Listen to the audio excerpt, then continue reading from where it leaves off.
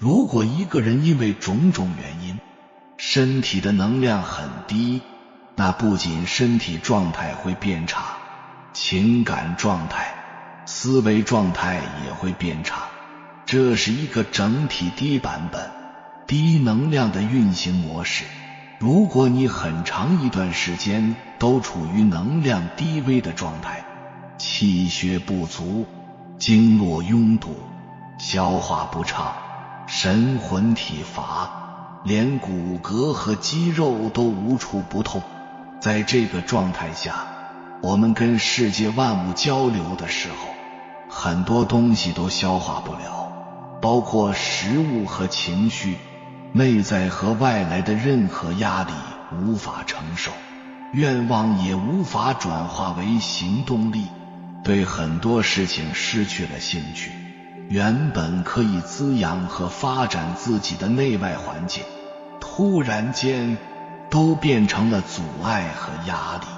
在情感上也是这样，容易趋向封闭、拒绝，成为被压缩的人。最后尝试很多种调理方法，会发现练是破解身心问题最快见效的法。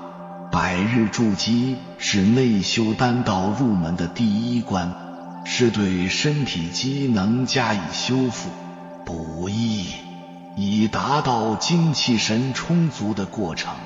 百日筑基成功后，身体会有很多明显的改善。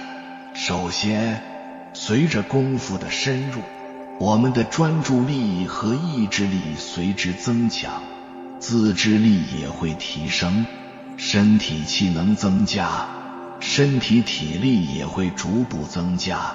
表现最为突出的就是长时间爬山走路不累了，睡眠问题改善，亚健康也会得到有效的调理。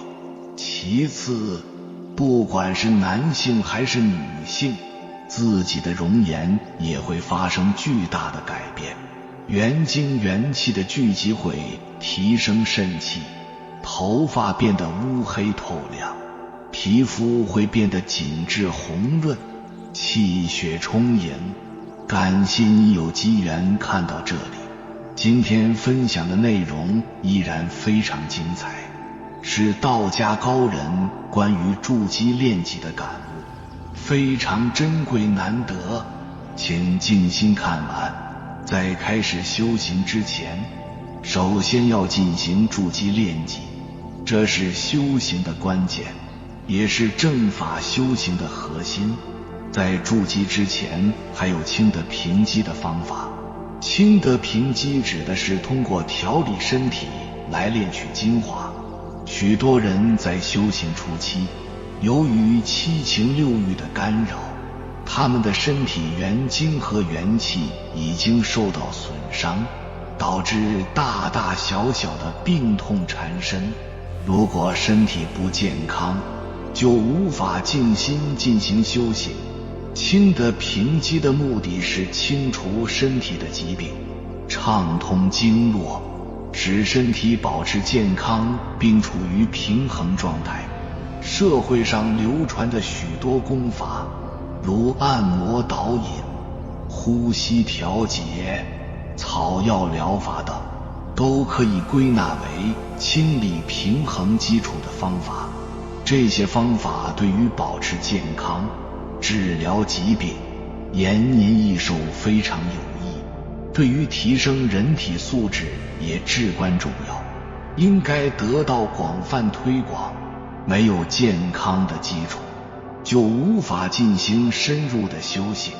初学者可以选择适合自己的传统功法进行练习，这些方法都是有益的，不应该轻率地频繁更换，否则就像读小学时频繁转学，而不是顺利升入中学。筑基炼己的方法实际上可以分为2个步骤。第一步是筑基，即构建、建构、修建人体的基本精华物质，这也是金丹修炼的基础。在筑基阶段，要了解上药3品经，气神不仅要了解自身可见可观的精气神，更重要的是掌握非肉眼可见无知状态的精气神及元精。元气、元神、元精指的是先天之精，质地清净而虚无；后天之精则着重而实在。元精是后天之精的根本。人在14、15岁之前，由于认知尚未开启，元精隐匿在身体四肢骨节之间，无形无相。当情欲萌生时，元精便聚集于双臂，一点真精转化为后天之液。随着念头的产生，精气随之变动，心意驱使，元气盈虚交合，元神作为媒介。金丹修炼之物质由元精而得，筑基之精即是助理先天之精，也即是助力元精。着重精不可泄露，善于提炼，元精也在其中。元气是指先天之气，无形无相，无味无声。元气储存于气海之中，是呼吸的本源。在脊柱下夹脊关第3节位置，气在足根处伏藏。没有元气，筋骨就不可能灵活，血脉也无法畅通。过度则气喘，不足则气短。元气与呼吸同在，修行即是练气，筑基即是助力真气。元气应在胎息中寻求，只有能在气中安静伏息而不动，元气才能内含不泄露。意念到则气到，意念停则气停。只有从胎息中获得，元气才真实，才能为炼丹采药所用。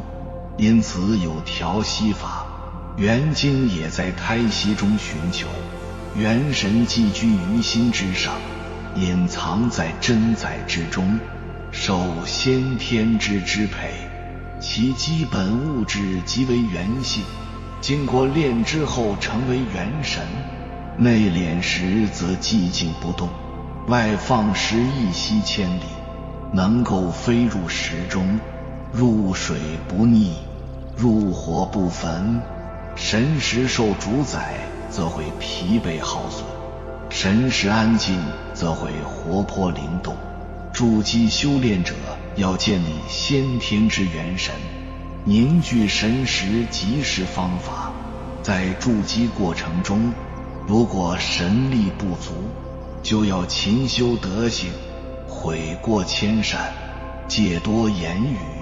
视觉、听觉、思维内聚五行，使神识得以凝聚。凝聚神识并加以调控，称之为调心。筑基的第一步功效，要求实现精力固定，气息充足，神识凝聚。这3个基本要求才算是正道。修行的方法有多种，效果各有千秋，应根据原理、方法、优劣以及个人特性，选择适合自己的修行方式，坚持不懈，效果自会显现。修炼自身，修炼自身是修真的关键所在，极为重要。上阳子说，修炼金丹之道，首先要修炼自身，使神识完整，气息旺盛，七情不动，五区不乱，六根稳定，精神难以动摇，才可从事丹道之事。炼己和筑基是相辅相成的，是进行修真采药的先决条件。所谓炼己，就是在静止中保持真实的本性，在行动中保持真意，也就是元神。元神在元气、元精这三者之中扮演着总持和纲要的角色。古人说，未练还单先练性，未修大要且修心。许多修行的人还没有理解这个治理，所以很难达到理想状态。练己的重要关键在于明心见性，练己的初步功效在于消除一切情缘，清除一切杂念。采用一念代替万念的方法是其中之一，然后全面展开练己的过程。就像天仙正理中所说的，练己者就是要日复一日的苦行自己应该做的事情，熟练的行自己应该做的事情，禁绝不应该做的事情，努力进取并确信一定会成功，割舍贪爱不流于爱，禁止旧习不沾染俗气。练己的目标是要能够忘却外在环境的影响，对境无所执着，神识清晰而不受尘俗干扰，元神宁静。修行容易，练己最难，其难点在于忘却外境。只有将神识对待一切外在环境，如同对待死灰一样，才能有所收获。摆脱色欲，放弃恩爱，淡化财物，慎行善行，这四项是练己的重点。摆脱色欲可以保持精气充盈，在采药时才能化解困难。从根本上说，不仅要摆脱，更深层次的要求是完全忘却。不仅是坐怀不乱，标准是坐怀无乱才符合规范。修行之人必须有大智、大勇和大定力，不仅要在顺境中修炼，也要自觉地在逆境中修炼。所谓不入虎穴，焉得虎子。长期的练己能够淘汰惰性，自然能达到忘无可忘，心无所住，放弃恩爱的念头。是因为恩爱起源于对外在环境的认知，意识一触及外境，就会产生恩情，恩情一产生，就会滋生爱欲。只有对外境忘却，六种欲望不再扰乱，元神才能作为主导。只有达到这种境界，才能真正静定。麦望说，练己的关键在于与外境相忘，当色欲念起时要立刻绝情，其次要控制自己的心，避免恩爱情感的干扰，第三要保持慈善和喜悦的心态，这样才能获得神明的庇护。四者齐备，不懈的坚持，3年后就能达到纯熟，对外境不再执着，精神稳固，才能进入内室进行真正修行。这段论述可以说是对修行练己的详细阐述。练己时，修行前的准备工作是非常重要的基础。在修行学习的过程中，一直存在着清修和双修的说法。清修指的是独自修炼，以自身为阴阳，以自身的元精为药材，通过采集后天中的先天元精进行修炼，就像自我孕育一样，自身的元精也有清浊之分，掌握火候至关重要。练己是基础，至于双修，张三丰宗师曾说，采取后天之物，筑基练己，吸取先天之精，成就圣人成仙。逆行成仙，就像龙吞虎髓；顺应生灵，就像虎夺龙涎。这是双修法的总结，理解起来并不困难。这些话语都是珍贵的智慧之言。采取后天之物，指的是采取自身后天中的先天药材元精，这个过程就是筑基炼己的过程。麦旺也说，采取后天中的先天物质，可以延年益寿。道这个词用得很巧妙，指的是不属于自己的东西，取来自己使用就是道。关于双修的方法，传授实在困难，没有炼己纯熟者是无法传授的。炼己纯熟而又缺乏财力的人也无法传授，这两者条件都必须具备，客观条件限制较多，所以传授难度很大，可见传授大道之难。年轻人、中年人修行无需研究这种方法，从清修开始已经足够。老年人则可用天游接命法入道。我们这里只是研究内功法术，而法术修行只需在炼己这一范畴内就可以成功。古人说，内药者产生于自身之中，内药是精神，外药是气息。内药养性，外药立命，性命双修，方能符合神仙之道。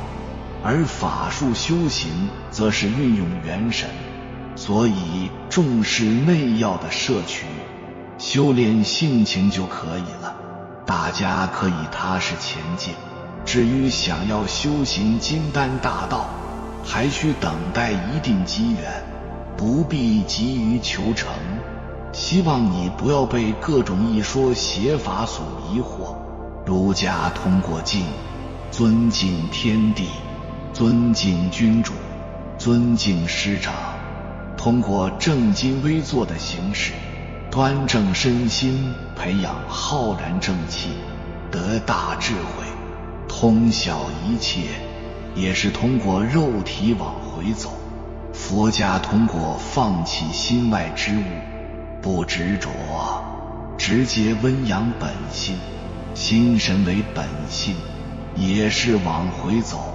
道家更是如此，炼精为了化气，为了还虚，为了回归本来，为了生命之胎的圆满。修炼的大致途径，第一阶段筑基，第二阶段炼精化气，第三阶段炼气还神，第四阶段炼神反虚，第五阶段炼虚合道，第六阶段就是行道了。修至炼虚合道，也就达到真人的境界了。自己生命质量、外在行为都很完美，真正顶天立地，是人之至善的境界。我们生活在现实中，都要吃喝睡，养儿育女，赡养老人，献身祖国，发展事业，每天靠吃一些物质方面的东西来充实身体，靠休息来温养自己，靠工作来实现自己的责任。但是久了之后，会发现生命中还有更多的内容，比如说除了靠休息、吃药来调整身体以外，还有其他锻炼方法。想报效祖国，凭现有的学问、体力、智慧，能做到力所能及的事情。如果能力增长一些，就会做得更好一些，更大一些。修持能从根本上完善一个人。如果自己对现实个人情况不完全满意，希望能变得更有能力一些，那就应该修持。一般讲修持，不管出于什么原因，结果都是提高自己的生命质量。一、筑基修持，提高生命质量。筑基的内容包括什么？咱们讲修持，首先要了解修持包括什么内容，要明白我们为什么而修持。下面就讲述这个问题。首先要身体健康，之后心情平和，进一步是行为方面比较合理，人生比较幸福。修持可以是这个目的，还希望如古人所说能长生不老，希望不会在哪一天因无奈而死亡，希望对自己的生命有所把持。把持生死是很难的事，虽然古时传说中的神仙家们都说长生不老，但以秦始皇那么大的权力也没有求到。原因是秦始皇去外边求了，希望吃长生药，却忘记那样自恋之道才是生命完善的根本。所以修持者对生死之事希望能成仙，达到身心健康的真人境界，成为一个真实的人。种种原因导致人们希望去修行，通过修行得以不同程度地提高生命质量，完善人生。欲使个体的生命完善，想练好个体，就要首先明白怎么才能练好个体，知道个体都存在些什么，知道修持的内容，还要讲究人天观。对修持而言，只知道自身是远远不够的。比如练气，气的转化需要外界的参与，就像人为了生存需要吃粮食、喝水，为了让身体长得结实一点，需要外界的营养。人的生长过程就是从大自然吸收能量、交换能量的过程。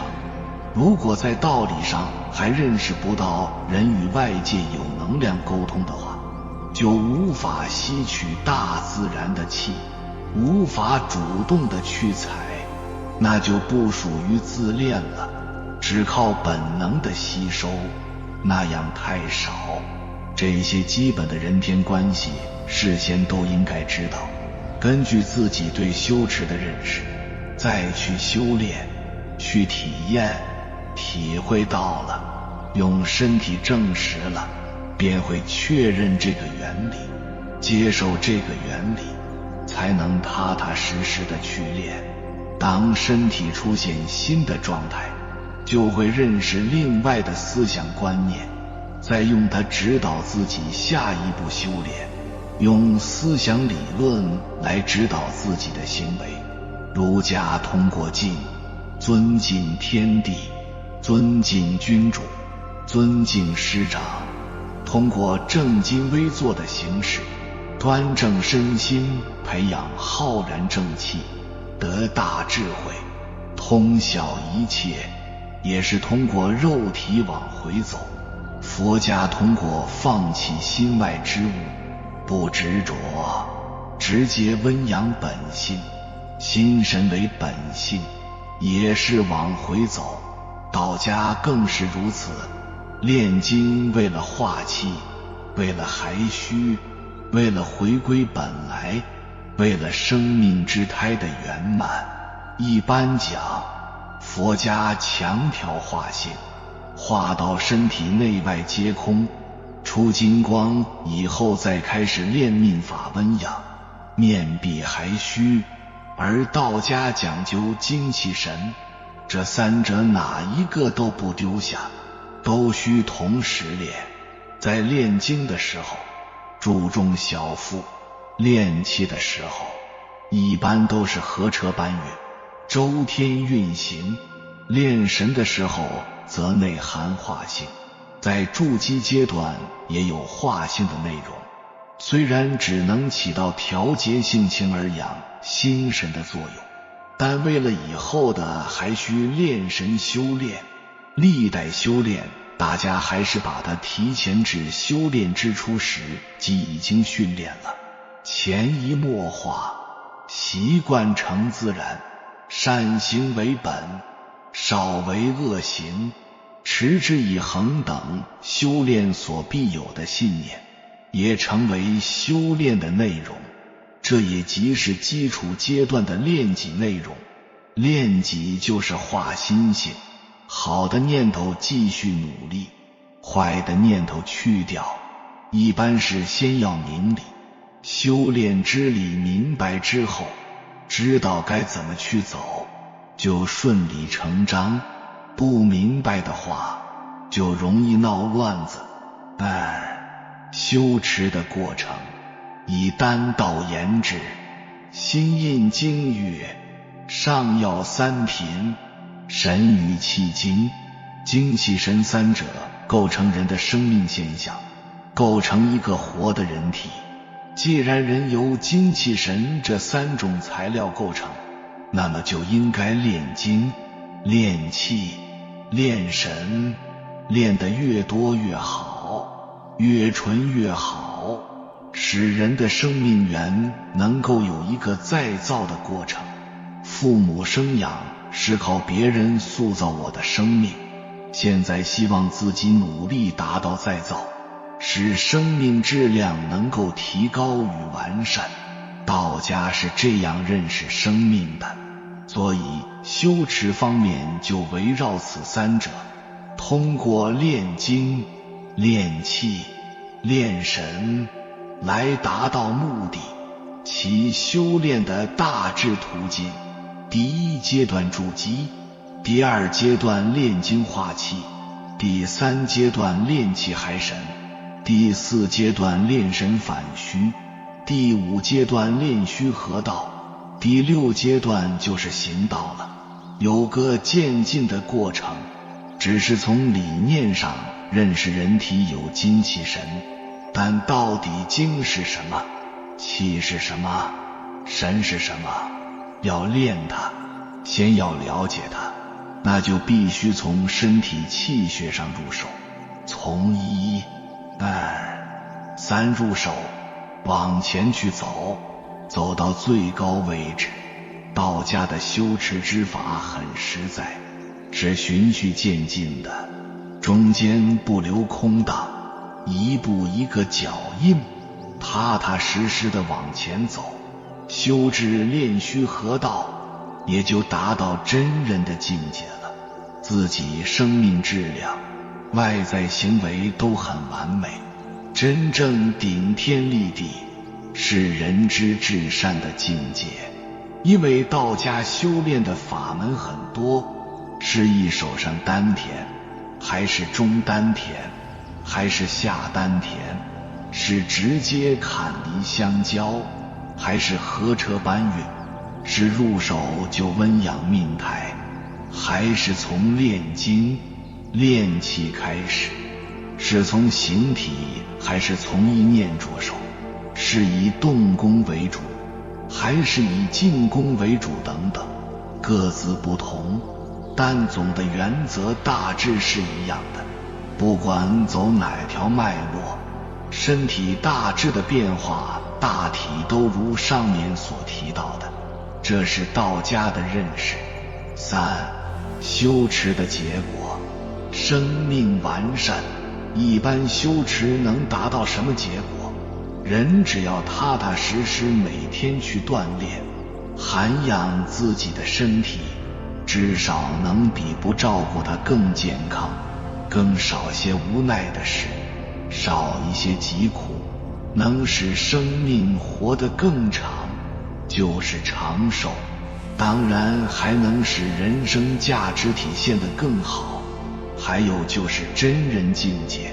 古人认为修持好了就能成神仙，神仙就是能认识自己的本来，回归自己的本来，不是讲炼精气神吗？神仙就是把神炼圆满了，人炼完美了，以上3个方面可以概括为因、行、果。应该经常想一想，要确认修持到底有哪些内容，是否认可它。一个修持者如果要炼精化气、炼气化神等，必须首先确认什么是精气神。总的说来，认识方法不同，修炼时着手之处就不同。一般人认为，人就是由肉体和精神构成，这样一来，对身体的照顾只能靠体育运动和吃饭等，精神方面只能用品格、道德修养等来安慰自己一下。这是因为对事物的认识不一样，便会导致人的所作所为不一样，当然结果也就不同了。4. 修持者应该研究什么？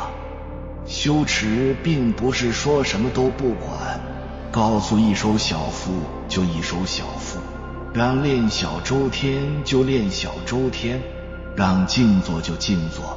它更要明理，要用智慧才能往前走。所以人比大象更有本事，尽管人没有大象的力气大。要明理，就应该需要研究些什么。4.1 明天地。人的存在是要先清楚我们个体，但人却不易看清楚自己，也不知精、气、神到底都是些什么，气血到底是怎么变化的，这些自己看不到，但是可以触类旁通，应该知道外面的物理效应、化学效应，同样也适用于修炼这方面。通过日的升落、月的盈亏等外面世界的变化，找出规律，从而印证自己身体内部的变化，这样才能修炼自己的生命。而最根本的外界是什么？是天地。天是什么？苍穹。地是什么？水土。能够构成苍穹和水土的是什么？中国古人讲究太极，它构成一切，构成宇宙万物，包括人，这些就是由阴阳2种材料或者元素构成。古人讲究阴阳，认为天地是由阴阳构成的，清清者上浮而为天，中浊者下凝而为的，以阴阳升降来表示天地之变化，表现万物的生机与活力。易经讲一阴一阳之谓道，这个道字蕴含着升降开合的规则。老子是道家的鼻祖，被后世的道人尊为太上老君。道德经是他留给后人的。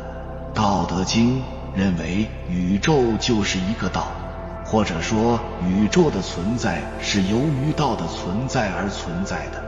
宇宙当中的变化，人的变化也是因道的变化而变化。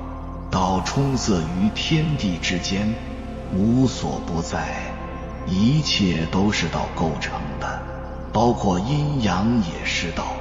这是道论，用到这一个字代表一切。而道是什么？老子设立了这样一个最大的概念，它必须是无形无质的才可以，但它也得必须有内容贯穿其中。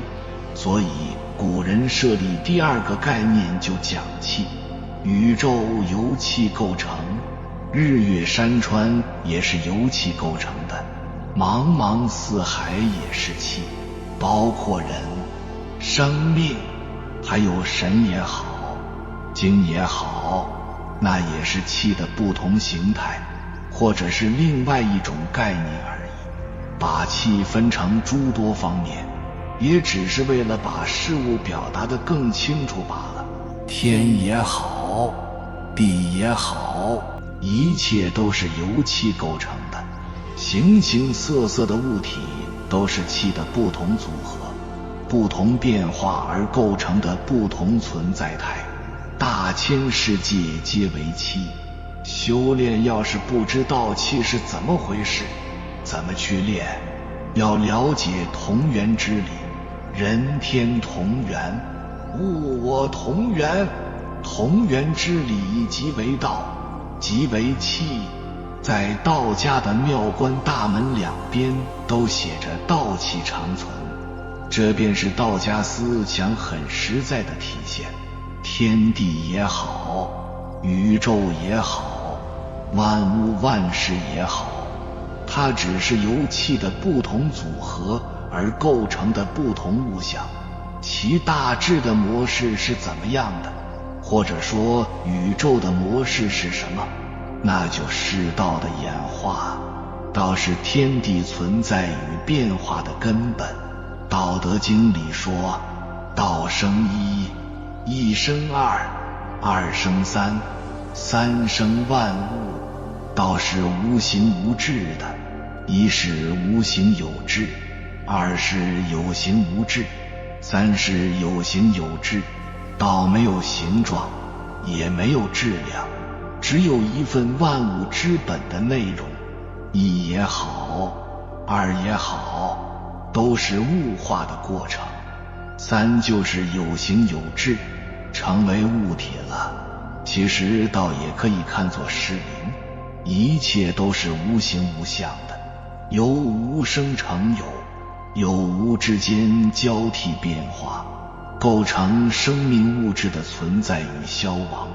活着的不能永远活下去，所以要有新陈代谢，所以道就是无。老子讲有，无论，讲有生于无，一、二、三，万物这都为有，而从无到有的过程就是生一、生二、生三，生万物的过程。4.2 明生命。天地是一个大整体，个体生命是一个小整体。人之所以区别于石头、木头，是因为后者为精与气构成，而人体内还有神的存在。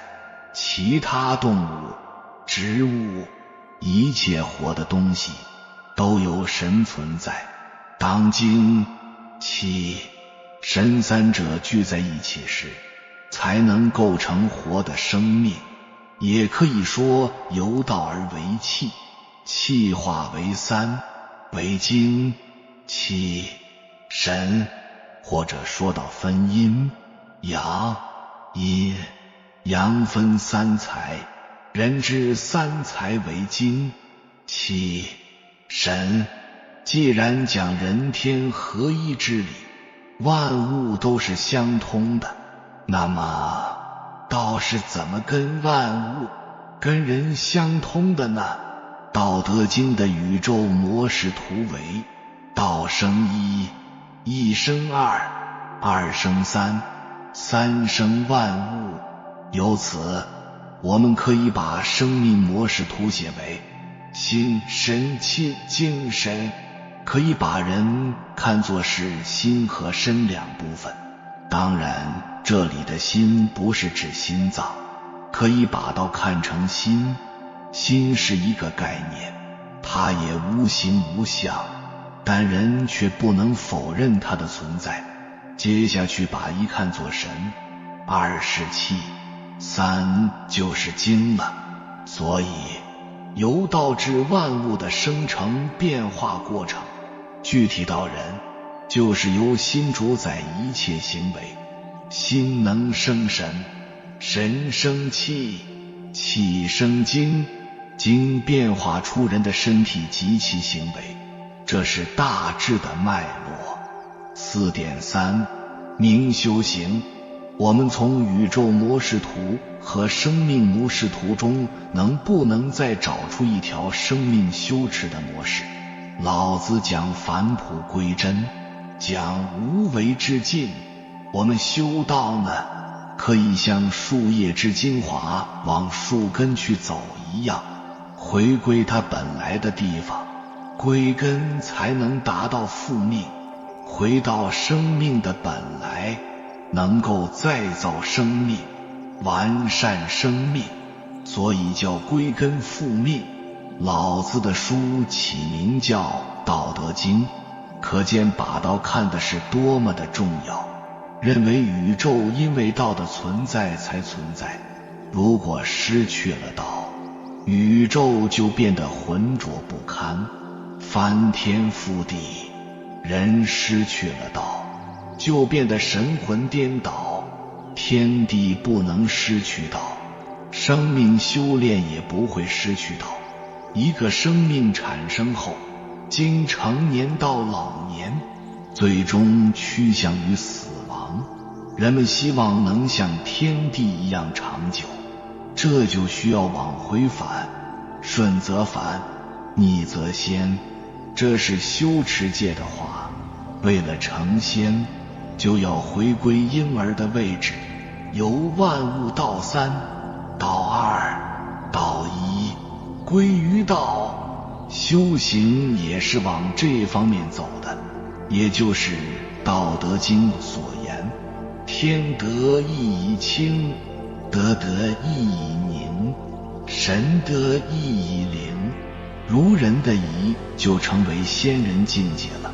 以上所言仅是大致内容，平常要琢磨，琢磨得透一点，思想认识就提高一步，行为就更完善一步。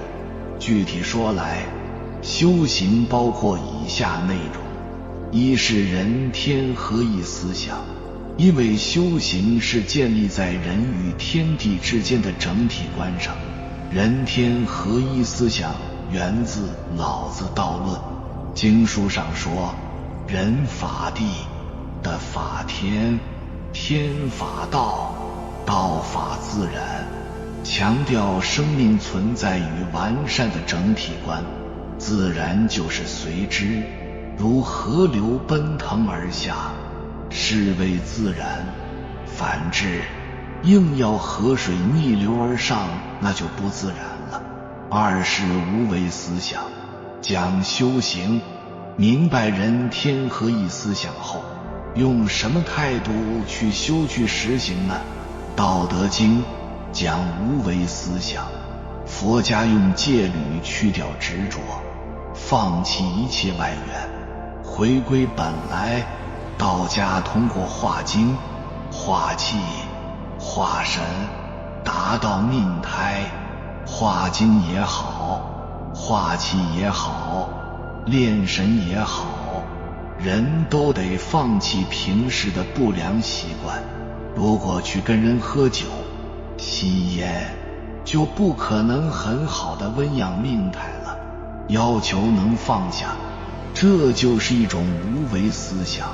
无为思想就是无欲之为，物欲方面要淡化，这样复杂而繁琐的社会生活行为就变得淡了。这个淡字的结构，右边两个火上之火自构成盐，给它浇点水，让它清凉一些，不就淡了吗？淡了之后就能安静下来，所以由无欲而能返璞，而归于静，静下来了就能回复于道，一切都受道的影响，能够自然变化。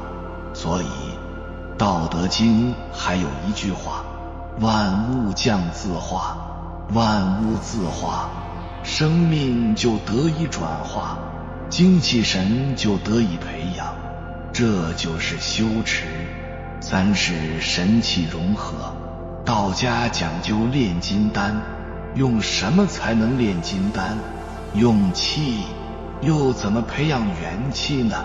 通过炼精化气，即化为后天气，后天气化成先天气，先天气化成元气，元气才是金丹之所炼。所炼之金丹才能跟神相合，烘托出元神。而元气是怎么烹炼出的？最根本的一句话叫神气融合。内丹修炼之法，无论在哪个阶段都是神气融合，筑基阶段也要求神气融合。虽然融合的不够好，到炼元神的时候也是神气融合。所以讲修持，第一用人天合一思想，强调生命存在与完善的整体观。第二是行为态度，要做到无欲无爱，达到清净，这样万物将自化。第三，实际内容就是为了神气融合，融合之后自我就能转化了，就能达到生命的圆满。5. 炼精化气的原理与方法。人正常所用的是以心生神，神生气，气生精，由精产生身体的变化，来构成完整的生命活动。修炼都是往回走，逆反而上，从精到气到神到心，通过炼神达到元神，通过炼气到达元气，通过炼精到达元精。一般都是先炼形，通过对身体的自我调整，实现整体平衡，让心神与肉体的结合也达到平衡。这是当初阶段的炼精之法。所以修炼时要求身体端正，使中脉竖直，人在心理上端正、清净与安详，并使炼形达到平衡。有了这些基础之后，就可以炼精。此精指的是筋脉、皮骨等肉体的一切，也包括生殖之精。其基本过程是通过炼精化成后天之气，通过炼气达到元气，通过元气炼元神。要注意的是，气没有炼到元气的层次，不能养元神，所以有炼气而还神之说。元气跟神相合，才能达到元神的位置，之后才进入命胎阶段。也只有达到命胎阶段时，才能涉及到生命本身进行修持，方能进入修持阶段。在元气以前都是修炼点年，炼精化气时期只能称为养生阶段，做到心理安静，神态安详，从身体到心理都比较健康。这是养生的内容，即能够养护与照顾自己的生命。有缘人，感谢你看到最后。如果今天的影片对你有所帮助，请按个赞给我响应，回复一句筑基炼己。愿你迈出修行入门的第一步，早日找回那个高能量、高配版本的自己。还没有订阅频道的，请点击右侧的订阅按钮，与我们建立更深的连接，随缘加入会员，与同频之人共修福报，随喜转发，传播善知识，功德无量。